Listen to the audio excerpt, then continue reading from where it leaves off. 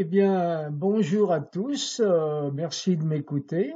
Nous sommes le mardi 5 avril 2017.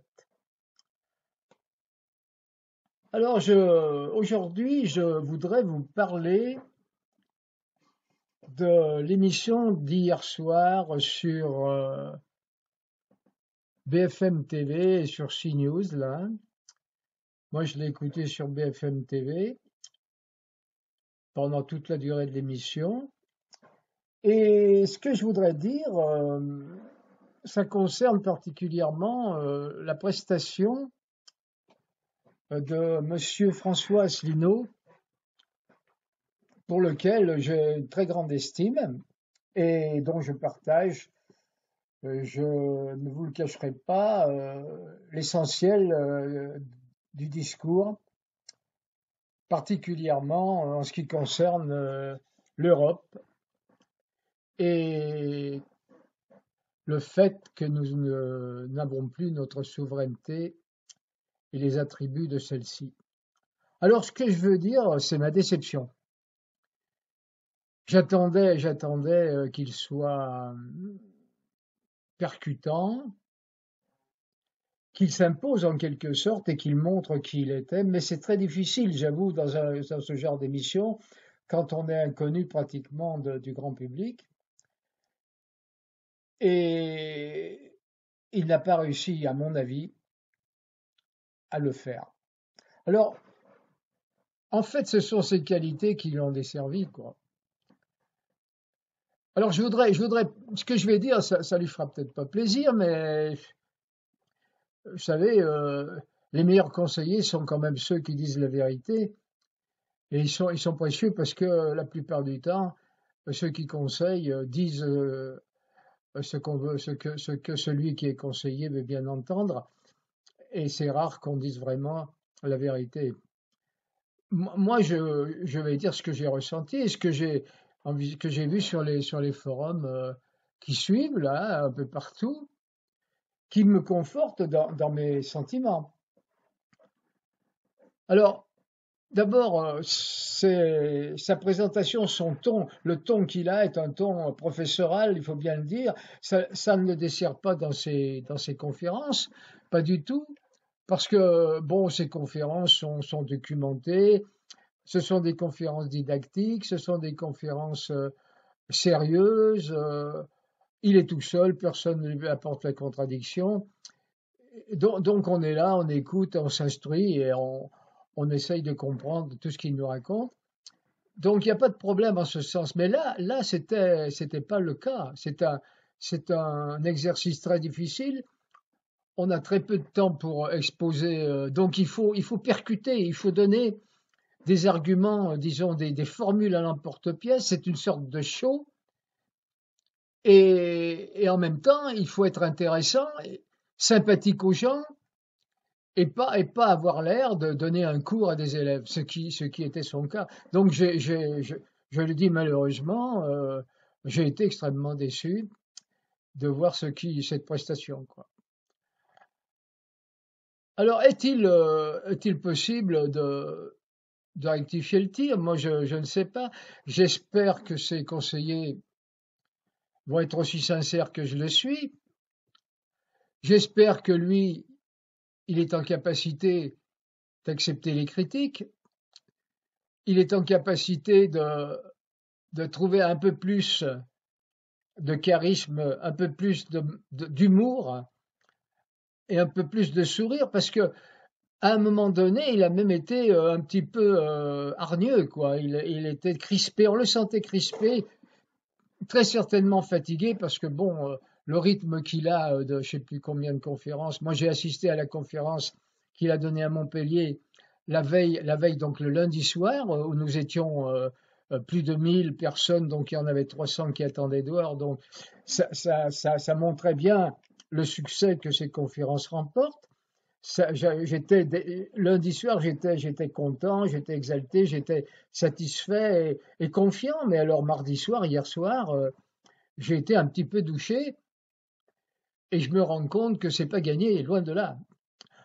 Bon, j'avoue n'avoir jamais vraiment cru au fait qu'il serait président de la République, ni même au second tour, mais je pense que c'est une étape dans le cheminement, peut-être d'une prise de conscience des Français, qui peut-être à la prochaine présidentielle, si l'Europe et l'euro tiennent jusque-là, dans ce cas, nous serons dans une situation encore plus catastrophique. Donc, à ce moment-là, peut-être que l'UPR aura une chance et que son président, en même temps, pourra représenter dignement la France à ce moment-là.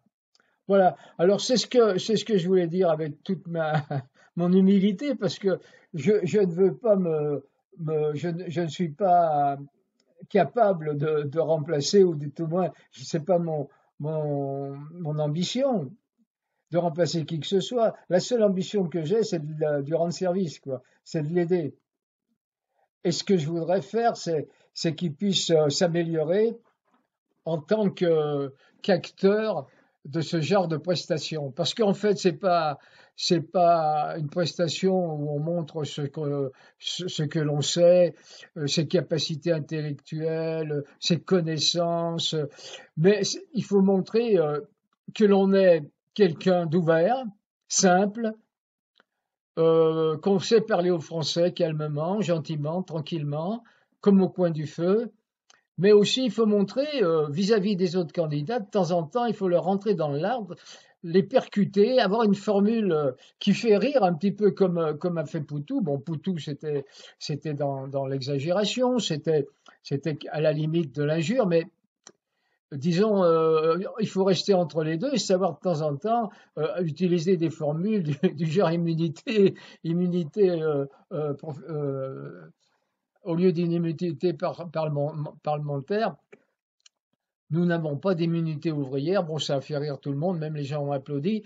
Bon, c'est bien parce que ça attire l'attention sur lui et ça montre qu'il a de la répartie. Et il était bon d'attirer l'attention des gens par des formules percutantes. Bon, je vais la faire courte. Par exemple, on pourrait dire, bah, écoutez, mais je crois rêver. Franchement, mais ce que j'entends, c'est quelque chose j'ai l'impression d'être sur une autre planète.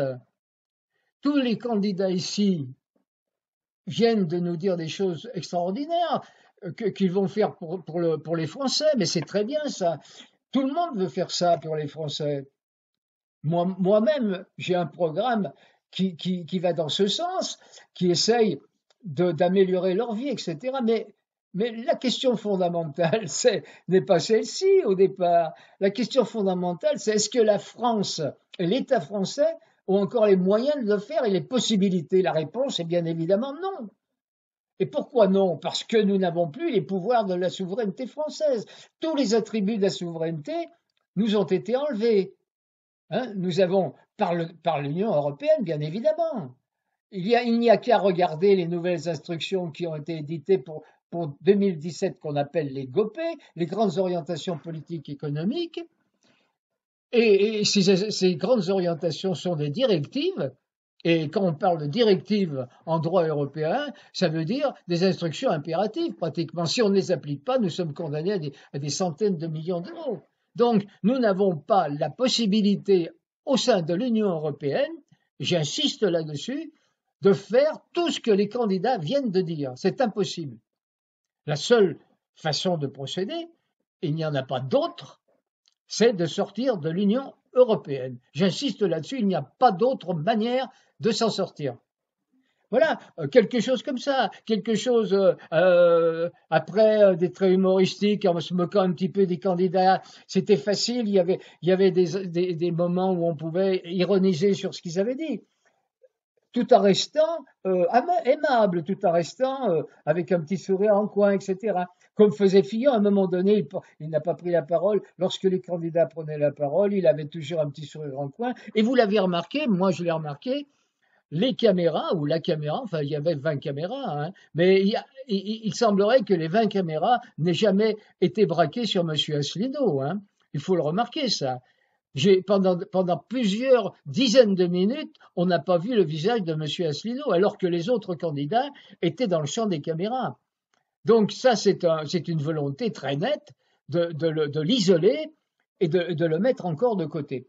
Donc il y a une volonté médiatique, et lui, bien sûr, malheureusement, n'arrive pas à crever l'écran.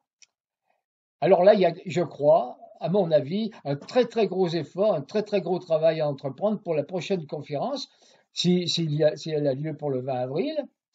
Voilà ce que je voulais dire. Alors je voudrais dire, moi, en ce qui concerne encore la prestation du président de l'UPR, M. François Asselineau, deux choses, lors de deux événements qui se sont produits.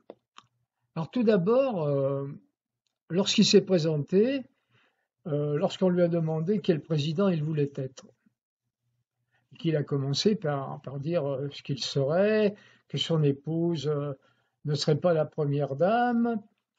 Alors à ce moment-là, il y a eu une intervention de Ruth Elkrief qui, avec un petit sourire ironique, lui a dit: Ah, parce que votre femme, elle restera à la cuisine ou à la maison, quelque chose comme ça.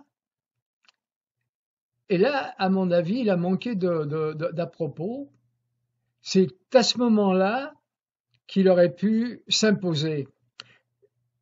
Il aurait pu marquer le paysage médiatique dans cette occasion, parce que ce qu'il fallait à ce moment-là, c'était réagir en disant, par exemple, après un petit temps de réflexion, un petit temps d'arrêt, mais là, Madame Elkrief, je crois que vous venez de sortir de votre rôle tel qu'il était assigné dans cette émission, et je n'accepte pas du tout cette remarque.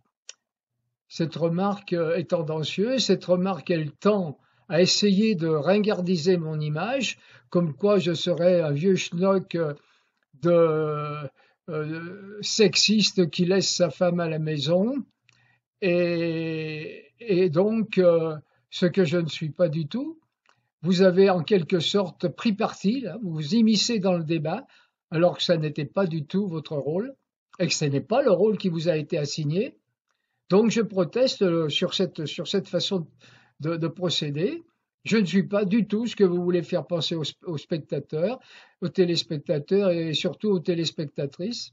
Ma femme travaille et quand je serai président, elle continuera à travailler comme beaucoup de femmes de Français. C'est uniquement ce que j'ai voulu dire et votre remarque était tout à fait superflue. Voilà ce que je voulais vous dire.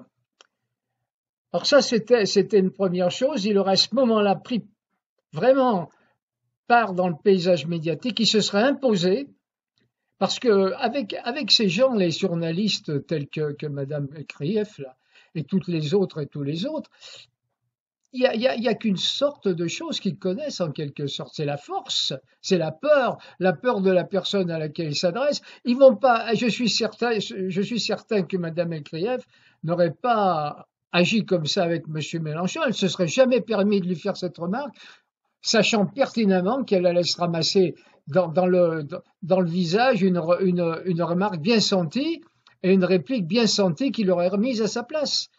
Donc, si elle s'est permis ça avec M. Asselineau, c'est qu'elle ne le connaissait pas, elle a voulu en quelque sorte le tester. Et là, à mon avis, il a raté un peu la marche, là. C'était une occasion. Une autre occasion aurait été lorsqu'il s'est présenté comme président, toujours pareil, j'aurais moi insisté sur